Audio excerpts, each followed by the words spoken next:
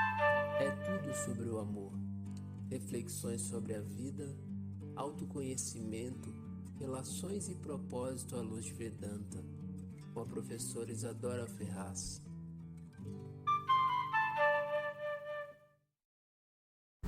Om Shri Guru Pyo Namaha Harihi Om.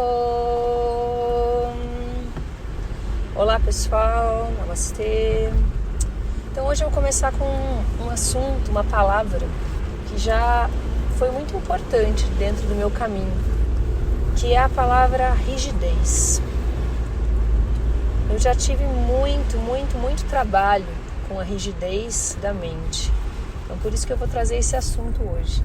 Quando a gente fala de a mãe, né, eu já fui uma mãe muito rígida, eu já fui uma filha muito rígida, já trabalhei muito e ainda trabalho muito com a rigidez das pessoas, porque existe uma base na minha mente que era muito rígida. Então eu posso falar muito bem desse assunto, não só porque já atendi muitos pacientes e alunos com uma mente muito rígida, mas porque a minha mente já foi muito rígida. Então esse local de rigidez da mente, ele traz muito controle e impede que, se você estiver no papel de mãe, que você exerça o teu papel com a liberdade e o distanciamento que você precisa ter para não enlouquecer. Porque imagine, você cuidando de uma outra pessoa e querendo que ela faça determinadas coisas que ela não quer fazer, que ela não pode fazer, que não é da característica dela fazer, que ela não tem condições de fazer. É uma loucura, né? É uma loucura. E ao mesmo tempo, mesmo que você não esteja no papel de mãe, essa rigidez, ela faz com que a gente não viva a nossa vida em plenitude, né? Essa rigidez, como eu falava agora há pouco para um paciente meu, essa rigidez faz com que a gente cresça dentro da gente um estado de que as coisas vão ser como a gente gostaria. Então esse local dessa rigidez impede que a gente possa ser essa coisa que todo mundo pede tanto, né? Essa palavra tão na moda que está agora, que é leve, né? Leveza. Como a gente não consegue ser leve, porque a gente está pedindo o quê? A gente quer ser leve, mas talvez a gente tenha que se pedir para ser menos rígido, muito engessado, muita ferro e fogo, muito é 8 ou 80, ou é assim ou é assado, ou tem que ser assim. Quando a gente começa a falar a palavra tem que, pode ter certeza que é a parte rígida da mente que está conversando, né? Não pode ser assim, tem que ser assim. A gente ouviu muito isso, às vezes quando é pequeno, mas a gente internalizou, recebeu isso. A gente tem muitas vezes um desafio de receber rigidez, porque é o desafio que a gente tem para passar, né? Não é, a gente não fica rígido porque alguém tornou a gente rígido. A gente fica rígido porque a gente recebeu na nossa vida alguém que tinha rigidez, que tinha que ensinar a gente e tinha que passar esse trauma chamado rigidez. Aí a gente vai receber essa rigidez e vai usar ela para o bem. A gente pode usar para ser competente, a gente pode usar para a gente ser guerreiro, fazer o que tem para fazer, só que aí depois a gente larga essa rigidez, já deu, né?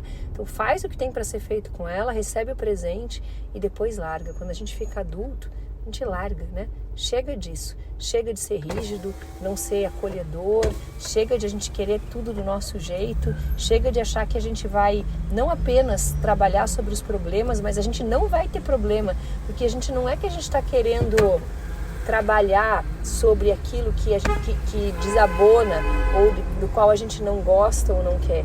Não, a gente não quer que aquilo exista. Aí é complicado, né? A gente não quer que aquilo sequer exista. Então isso é complexo, porque as coisas elas são como são, os problemas acontecem, né?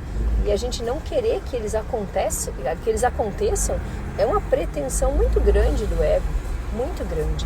Então a rigidez faz com que a gente não veja as coisas com o olhar da objetividade, né?